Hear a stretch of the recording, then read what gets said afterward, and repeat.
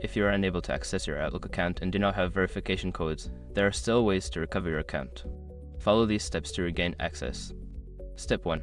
Visit the Outlook sign-in page. Go to the Outlook sign-in page and click on Can't Access Your Account. This will direct you to the account recovery options. Step 2. Select the recovery option.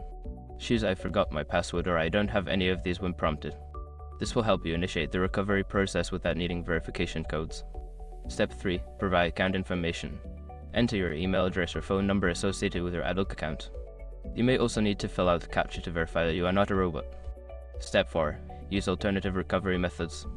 If you don't have access to your verification codes, look for options like answering security questions or using an alternative email address linked to your account. Follow the prompts to verify your identity. Step 5. Reset your password. Once your identity is verified, you will be prompted to create a new password. Choose a strong password that you haven't used before and confirm it to regain access to your account. By following these steps, you should be able to recover your Outlook account without needing verification codes. If you continue to have trouble, consider reaching out to Microsoft support for further assistance.